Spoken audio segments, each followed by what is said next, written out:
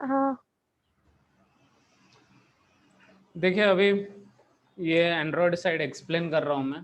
तो पहले सबसे पहले ये रेस फोल्डर में एंड्रॉयड मैनिफेस्ट में जाते हैं। इसमें सबसे पहले मेन लॉन्चर के साथ जो एसोसिएट एक्टिविटी होती है, लॉगिन पेज जैसे यहाँ पे है, तो वो आपको यहाँ पे दिखेगी लॉगिन पेज। यहाँ पे हाँ। इसको कॉल जाता है, इसके लेआउट में कॉल जाता है एक्टिविटी लेआउट लॉगिन को। तो वो कहाँ पे मिलेगा? रेस फोल्डर के अंदर, लेआउट के अंडर लॉगिन करके रहेगा, login HTML login dot XML file. इसमें देखिए आपको जैसे ये ऑन हो जाता है ऐसा विंडो दिखेगा एक। ये यहाँ से ड्रैग एंड अच्छा। ड्रॉप करके बनाया गया लेआउट है। तो आपको UI में अच्छा। ऐसे ही लेआउट दिखेगा जब आप रन करते हो। आपने देखा रन करके? लॉगिन। हाँ, लॉगिन खुल गया। ये ऐसे दिखता है। हाँ, ये ऐसे ही है। ठीक है, तो इसके बाद देखिए जैसे ही आप ये लॉगिन पेज पे कॉल गया आपको, तो यहाँ पे क्या किया गया है, परमिशन लिए गए हैं। जो भी परमिशंस है, मतलब जैसे कि फ़ोन का स्टेट रीड करना है, फिर GPS लोकेशन का। यहाँ पे GPS का नहीं है, लेकिन मैं बोल रहा हूँ यहाँ पे फ़ोन के स्टेटस के लिए परमिशन पूछा गया। तो परमिशन कौन सा है वो सब यहाँ पे एक फाइल में आ जाता है। और एंड्रॉयड मैनिफेस्ट में से सिर्फ हम लोग को रीड फ़ोन स्टेट का ज़रूरी है। लेकिन ये मैं ट्राई कर रहा था तो मैंने अलग अलग चीज़ें डाली हुई है।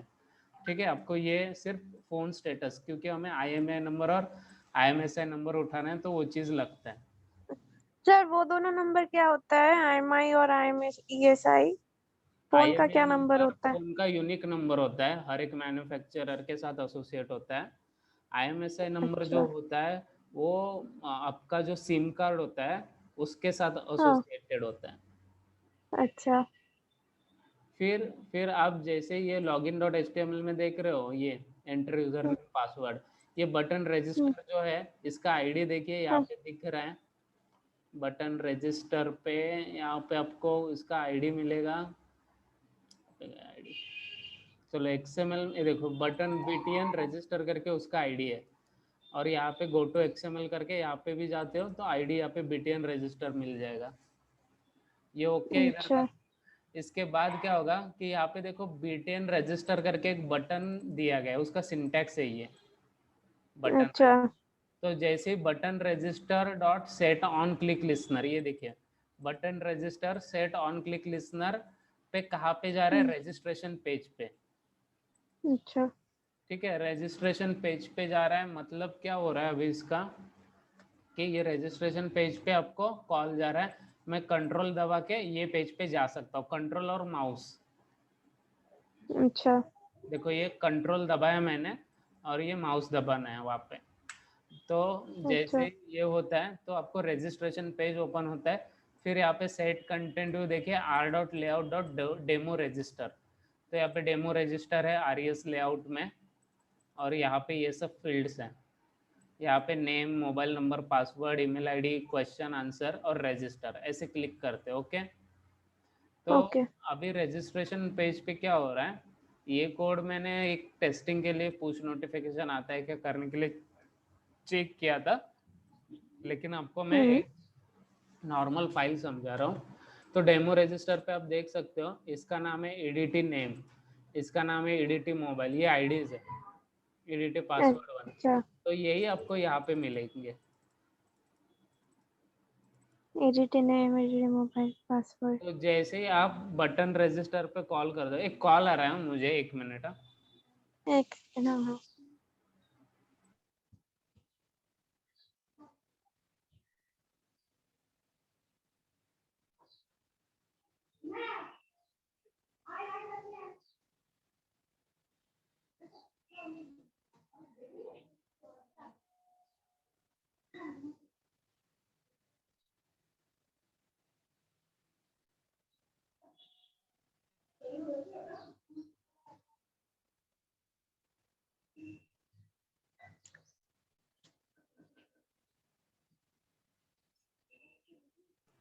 हेलो।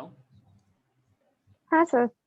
हाँ, तो यहाँ पे जैसे ही BTN रजिस्टर पे आ जाते हैं, यहाँ पे देखिए ये गेट सिस्टम सर्विस जो बोल रहा है, टेलीफोनी मैनेजर को कॉल कर रहे हैं हम लोग अभी। अच्छा, टेलीफोनी मैनेजर और गेट। हाँ, टेलीफोनी मैनेजर जो होता है वो IMSI और IMEI नंबर के लिए यूज होता है। अच्छा। और यहाँ पे हम जो है, अगर परमिशन हमें दिया नहीं गया, हमने रीड फोन स्टेट का परमिशन, जैसे वो आता है अलाउ डिनाई करके आता है ना, अगर नहीं दिया होगा तो बार बार पूछेगा आपको कि आप इसका परमिशन दीजिए। अच्छा, ये एप्लीकेशन ये परमिशन लेना ये चाहता है, आप इसका builder dot permission. Set title ये सब क्या है, ये कोड? ये अलर्ट अलर्ट डायलॉग है। अच्छा, अलर्ट विंडो ओपन होता है ना, जैसे पॉपअप आता ये है। पॉपअप के लिए builder dot set title use किया गया है। हाँ, अच्छा। तो जैसे ही आगे जाते हो तो परमिशन पे आप देख सकते हो, फिर परमिशन पूछा जाता है। ये जो कर रहा हूँ मैं, ये शेयर्ड प्रेफरेंस में डेटा स्टोर करने के लिए, लेकिन आपके इसमें मैंने सर्वर साइड डेटा स्टोर किया है, मैं बताऊंगा आपको। अच्छा। फिर देखिए, ये telephony manager dot gate device ID जो आ रहा है, ये IMEI नंबर, और अच्छा। गेट सब्सक्राइबर आईडी जो है वो IMSI नंबर है। अच्छा।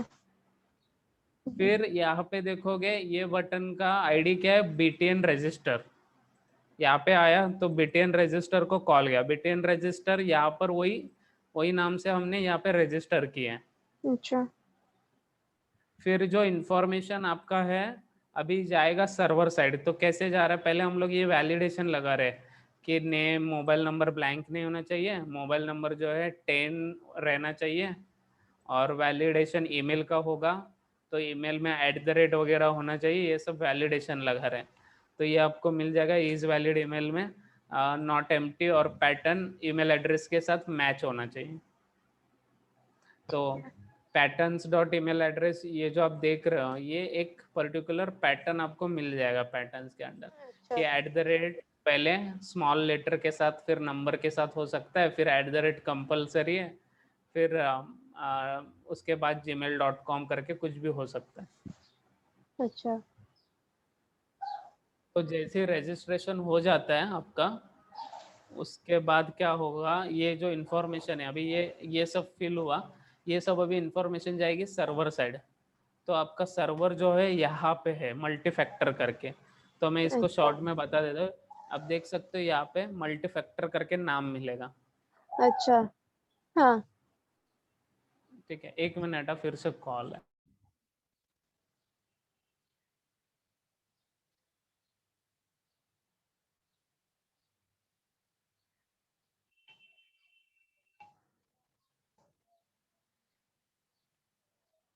हेलो। हाँ। हाँ, तो ये नाम देखो मल्टी फैक्टर, ये मल्टी फैक्टर नाम यही है। अच्छा। तो जैसे इसको रन करते हो आप, right click, run as, run on server, तो एक पर्टिकुलर IP एड्रेस पे ये स्टार्ट हो जाता है। अभी IP एड्रेस ढूंढना कैसे, आपको CMD पे जाके IP कॉन्फ़िग डालना है। यहाँ पे क्या होगा, ये देखिए IP एड्रेस 191 से 0.105। तो मुझे जैसे ही नेटवर्क चेंज होता है तो यहाँ पे IP एड्रेस चेंज होता है, बाकी सब सेम है, अच्छा। :8080 सब सेम है, नाम सेम रहेगा। ठीक है, अच्छा। इसके बाद इसको हाँ। आप अगर ये सर्वर साइड है, और हम्म। 1 मिनट, मैंने डेटाबेस यहाँ पे इंपोर्ट नहीं किया हुआ है, वो कर लेता हूँ, 1 मिनट का काम है।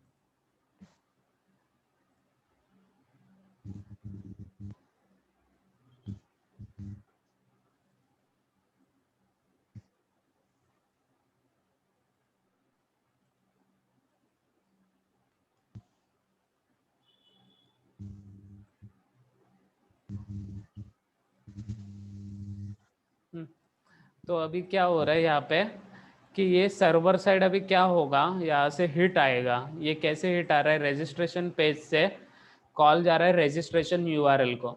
रजिस्ट्रेशन URL में है रजिस्टर सर्वलेट 1, ये कॉपी करना है, और यही नाम आपको सर्वर साइड रन करके देखना है। मतलब Ctrl+Shift+R दबाओगे तो यहाँ पे देखो ये रजिस्टर सर्वलेट 1 करके आया है।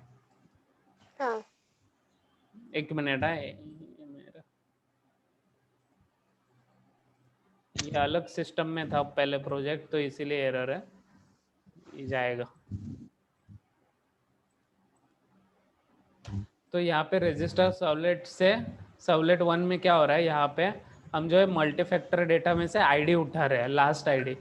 तो आईडी 1 है, 2 है, 3 है, 4 है। तो वो 1 2 3 4 आईडी के हिसाब से एक आईडी बना देता है जो कि बैंक आईडी बन जाएगा। अच्छा। फिर उसके बाद यहाँ पे देख सकते हो आप request dot gate parameter user name है। तो ये यूजर नेम जो आ रहा है ये सेम नाम है, देखिए स्पेलिंग भी सेम है। कैपिटल स्मॉल अगर करोगे तो यहाँ पे भी वही कैपिटल स्मॉल करना पड़ेगा। यहाँ पे जो यूजर नेम है वो वही यूजर नेम यहाँ पे है, यहाँ पे जो ईमेल आईडी है वही ईमेल आईडी यहाँ पे। जैसे ही इंसर्ट करते हो, insert into multi factor data, तो IMSI नंबर गया है, सब जाते हैं डेटाबेस में। अभी डेटाबेस को कैसे कनेक्ट किया है, तो पहले कॉल किया है मैंने DB कनेक्शन करके क्लास बनाई हुई है। ये देखो डेटाबेस कनेक्शन करके, हाँ। उसके अंदर DB कनेक्शन करके एक मेथड है। वो मेथड जो है MySQL के साथ कनेक्टेड है, और यहाँ पे रूट और ये JDBC MySQL localhost और class dot for name new instance ये, और इसके बाद आपको एक फाइल ऐड करनी होती है लाइब्रेरी में, MySQL कनेक्टर जावा 5.1.6 बिन जावा। इससे डेटाबेस के साथ कनेक्शन बन जाता है। हेलो, ये ड्राइवर मैनेजर वाला ये वाला पोर्शन सर समझा दीजिए, ये ये नहीं आ रहा सिंटैक्स समझ। है इसका, ये लिखना अच्छा। ही ये इस तरीके से लिखने के बाद ही ये अपना जो भी MySQL है वो कनेक्ट हो जाता है। अच्छा। हमने रूट पासवर्ड सेट किया था पहले, जैसे ही MySQL हाँ। इंस्टॉल करते हैं, तो वो हाँ। है ये। अच्छा। तो देखिए ये कनेक्शन बना रहा है, ये कनेक्शन एक कनेक्शन ऑब्जेक्ट में स्टोर हो रहा है। फिर जाके क्या कर रहा है कि एक प्रिपेयर स्टेटमेंट बना रहे हैं जिसमें जो वैल्यू आया था ऊपर से, अभी आप इसका सिंटैक्स देखोगे तो उतने क्वेश्चन मार्क है जितना डेटा हमें इंसर्ट करना है। ये क्वेश्चन मार्क क्यों लगा है? ये सिंटैक्स है इसका, अच्छा, प्रिपेयर सिंटैक्स है। स्टेटमेंट यूज करने वाले ना आगे। तो ये अच्छा। जो क्वेश्चन मार्क है उसके जगह ये जाएगा वैल्यू आगे यहाँ पे। जैसे करते हो तो वो क्वेश्चन मार्क के जगह इंडिकेट कर रहा है कि वो क्वेश्चन मार्क के कुछ वैल्यू आने वाला है, क्वेश्चन मार्क में कुछ वैल्यू आने वाला है, वो वैल्यू हम लोग यहाँ पे सेट कर रहे हैं ऐसा। अच्छा।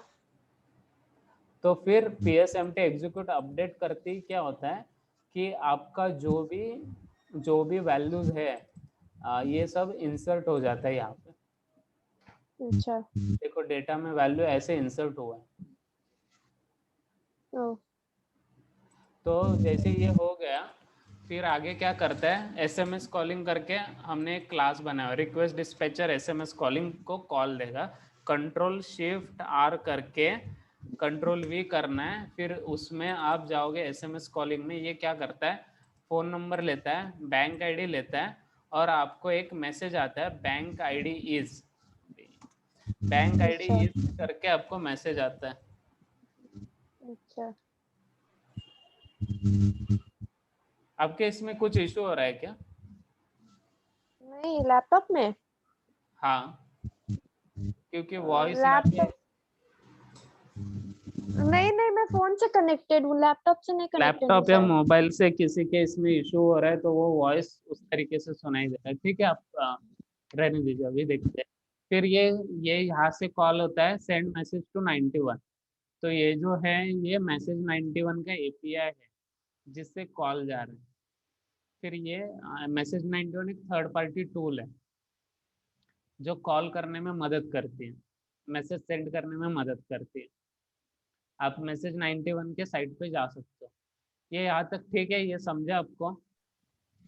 हाँ हाँ, मैसेज 91 अगर पूछा जाएगा तो बोलेंगे कि एक टूल है, थर्ड पार्टी ऐप है। और आपको अच्छा। देखिए यहाँ पे index.jsp रन करना है। जैसे ये रन करते हो रन ऑन सर्वर आ जाता है। फिर ये आप ये जैसे आ जाएगा, फिर index.jsp रन करना है। HTML रन करोगे तो ये लॉरियन मिक्सन जो है ना, ये सब आपका ये हटा सकते हैं। सिर्फ आपको क्या करना है, यहाँ पे जाके ये देखिए ये लाइन्स है, लाइन से अगर हाँ हटा देते हो, डिलीट मार देते हो, तो वो चला जाएगा। वो क्लियर हो जाएगा, तो सिर्फ यही रहेगा एंटर बैंक आईडी। हाँ हाँ, लेकिन वो हमारे में ईमेल तो वगैरह बैंक भी आईडी है। में देखिए, मैं अभी BNK1 करके जो मेरा बैंक आईडी है वो डाल रहा हूँ। अच्छा यहाँ पे बैंक आईडी 1 डाला। फिर यहाँ पे देखिए जो भी स्क्रीन आता है ना, मुझे जैसे ही मैं यहाँ पे हाँ लॉगिन करता हूँ, तो हाँ लॉगिन का स्क्रीन मैंने दिखा दिया था आपको। लॉगिन पे हाँ क्लिक करते ही क्या होता है कि आपका पहले वेरिफिकेशन होगा, सर्वर साइड जाएगा, लॉगिन पेज में से पहले जा रहा है बटन लॉगिन को, फिर वहां से सर्वर पे जाएगा, हिट मारेगा चेक लॉगिन को, यहाँ पे हाँ आएगा Ctrl+Shift+R Ctrl+V चेक लॉगिन जो है मल्टी फैक्टर में गया। फिर इसके बाद उसने नेम पासवर्ड लिया, फिर वो जो है पूरा वैल्यूज उठाता है, select star from multi factor data, उसमें अगर वो वैल्यू है तो वो आगे चला जाएगा और सही से है करके बोलेगा।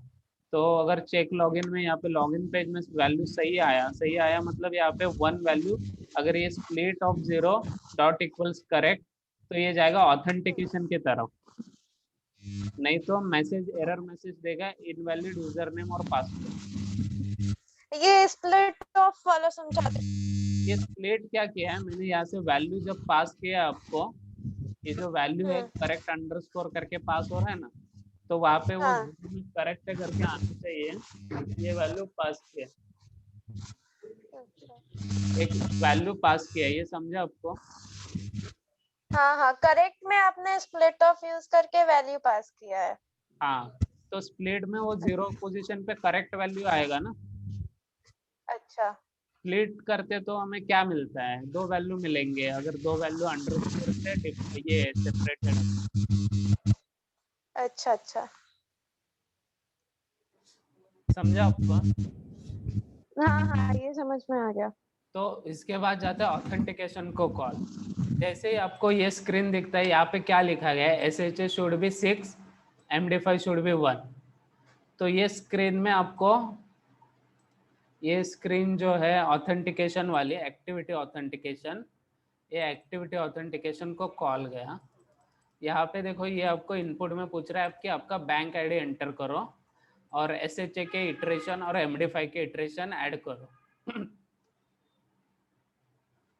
ये क्लियर है? Hello hello. हेलो हाँ, ये हेलो समझा सर, आपको? ये फिर से समझा दीजिए सर। ऑथेंटिकेशन में कॉल गया, यहाँ पे लेआउट एक्टिविटी ऑथेंटिकेशन करके है। एक्टिविटी ऑथेंटिकेशन में ये दिख रहा है आपको वैल्यूज, ये स्क्रीन दिख रहा है। हाँ हाँ दिख रहा है दिख रहा तो है। जनरेट OTP के बटन पे क्लिक करते ही क्या होता है, देखो इसका बटन लॉगिन 1 करके आईडी दिया गया है। यहाँ पे आप हाँ देखोगे तो बटन लॉगिन जो एसोसिएटेड है सबमिट बटन पे, तो सबमिट को कॉल करते ही SHA 256 में क्या इनपुट जाना चाहिए, MD5 के इसमें क्या इनपुट जाना चाहिए, वो वैल्यू लिखा गया है। तो आपको एंटर करना है SHA में 6 टाइम्स, MD5 में 1 टाइम। अच्छा फिर यहाँ पे क्या होता है कि जैसे ही सब वैल्यू इंसर्ट करते हो, उसके बाद जो आता है वैल्यू आपको, ये SHA का और MD5 का आपको इनपुट में इंटीजर में मिला। फिर क्या करता है, ये पूरा एक स्ट्रिंग फॉर्म कर देता है IMEI, IMSA और बैंक आईडी का। IMEI समझ लीजिए 1 2 3 4 है, और ये 5 6 7 8 है, और बैंक आईडी BNK1 है। तो इस तरीके से एक अच्छा स्ट्रिंग फॉर्म हुआ। वो स्ट्रिंग को क्या करेगा, SHA का पहला इनपुट जो है वो ये स्ट्रिंग जा रहा है, सही है, तो पहले स्ट्रिंग को हाँ वो SHA 256 से कन्वर्ट करेगा, वो स्ट्रिंग यहाँ पे गया। फिर इसी स्ट्रिंग को लेके वो फिर से SHA 256 को जाएगा, फिर से ऐसा कितनी बार करेगा, वो 6 टाइम करेगा। ठीक है। फिर ये जो SHA 256 का आउटपुट है वो MD5 की तरफ जाएगा। MD5 में वो 1 टाइम करेगा, क्योंकि आपको यहाँ पे 1 टाइम आया है। अगर यहाँ पे 5 टाइम आता तो वो 5 टाइम इटरेट करता। मतलब क्या, जैसे कि ओटीपी हम लोग एक बार डालेंगे कि, आप या सुनिए फिर? बात को, पहले ये पूरा चीज समझ लीजिए, ऐसे हो रहा है करके, वो एंड में OTP वाला। अच्छा वो आप अभी तक बस ये एंटर कर रहे हो, बैंक आईडी, SHA और MD5। इसके बाद जनरेट ओटीपी को कॉल जा रहा है, उसमें इंटरनल प्रोसेस हो रहा है। अभी यहाँ पे क्या अच्छा। होगा कि जो भी कैरेक्टर बन गए हैं उसका एडिशन हो जाएगा, कैर अरे में कन्वर्ट होके वो एक कैरेक्टर का एडिशन हो रहा है, और ये वैल्यू दे रहा है आपको, इसमें दे रहा है एस्काई वैल्यू इसका। हेलो, हाँ हाँ, हेलो। हाँ एस्काई वैल्यू दे रहा है आपको, एस्काई वैल्यू का एडिशन कर रहे हैं। एस की वैल्यू का एडिशन, अच्छा। जैसे ए का 63 होता है, बी का 64 होगा, उस तरीके से। अच्छा। ठीक है, समझ रहा है आपको? हाँ हाँ, ये समझ आया। तो बटन रजिस्टर पे सेट टेक्स्ट करके ओटीपी इज करके आपको यहाँ पे ओटीपी इज पे ओटीपी आ जाता है क्या है, और हाँ वही हाँ। ओटीपी आपको यहाँ पे डालना होता है। अच्छा, ठीक है। फिर जैसे ही सबमिट करोगे, इसके सबमिट के कॉल पे देखिए ये डिस्प्ले पैरामीटर्स डॉट जेएसपी, यहाँ पे देखिए ये सर्वलेट कॉल गया है, यहाँ पे कंट्रोल सी गए, फिर control shift R control V, servlet call गया। फिर यहाँ पे ये बैंक आईडी उठाता है, मल्टीफैक्टर डेटा में से बैंक आईडी चेक करेगा, फिर आईएमई आईएमएसआई नंबर लेगा, फिर जो प्रोसेस हमने वहाँ पे किया था SHA 256 MD5 ये सब प्रोसेस यहाँ पे भी फॉलो होगा, और यहाँ पे मल्टीफैक्टर डेटा में ओटीपी सेट करेगा, और वही ओटीपी आप अगर इनपुट में डाल रहे हो, डिस्प्ले पैरामीटर्स डॉट जेएसपी को कॉल जा रहा है यहाँ पे, फिर वही ओटीपी अगर आप इनपुट में डाल रहे हो तो ही वो ऑथेंटिकेट करेगा, नहीं तो बोलेगा कि इनवैलिड मिल रहा है। ओटीपी वैलिडेशन को कॉल जाता है। जो भी आप इनपुट में डाला हुआ है अपने ओटीपी, यहाँ पे देखिए ये दिख रहा है आपको एंटर ओटीपी करके स्क्रीन पे, यहाँ पे एंटर हाँ हाँ ओटीपी हाँ करके है, और SHA हाँ। का और इसका देखिए यहाँ पे है। जैसे ओटीपी वैलिडेशन को कॉल जाता है, control C control shift R control V, यहाँ पे मल्टीफैक्टर को कॉल गया, यहाँ से क्या हो रहा है वो चेक करेगा कि यही बैंक आईडी और जो ओटीपी आना चाहिए था वो सेम ओटीपी आया है कि नहीं आया है। अगर आया है हाँ। तो वो आउटपुट करेक्ट की तरफ कॉल जाएगा, नहीं आया है तो आउटपुट रॉन्ग की तरफ कॉल जाएगा। अच्छा।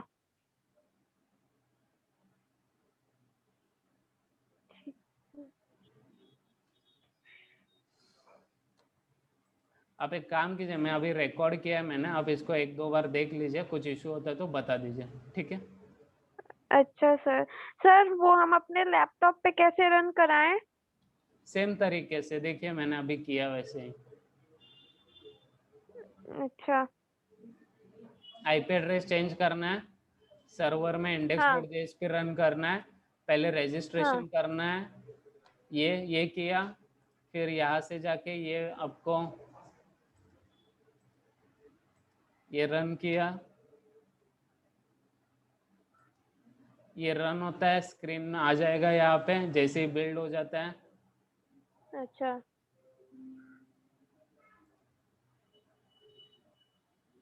ये रन हुआ, फिर यहाँ पे रजिस्टर करना है, रजिस्ट्रेशन करते ही डेटा यहाँ पे जाएगा, ऐड हो जाएगा, फिर लॉगिन पे हाँ क्लिक करोगे, लॉगिन पे सही एंट्री करोगे, जिसके हाँ। बाद आपको जाएगा स्क्रीन ऑथेंटिकेशन की तरफ, वहाँ पे MD5 और SHA डालना है। अच्छा, MD5 और SHA। SHA यहाँ से पूछेगा, यहाँ पे पूछेगा, और ये लाने के लिए आपको पता है, मैंने बताया पहले ही, index.jsp रन करना है पहले, फिर ये रन करते ही ये ऐसा स्क्रीन आएगा, इसको कॉपी करके आप यहाँ पे जा सकते हो, यहाँ पे बैंक आईडी डालना है, BNK1 सबमिट करना है, ये वाला जो आ रहा है ये वाला आपको आपके हाँ मोबाइल में डालना है, हाँ ठीक है? हाँ। ठीक है, मैं अभी स्टॉप कर रहा हूँ, जो रिकॉर्डिंग है वो अपलोड होने में टाइम लेगा, उसके बाद बात कर। अच्छा, ठीक है सर, आप रिकॉर्डिंग अपलोड कर दीजिए, फिर हम देख के कर रहे हैं। ठीक है।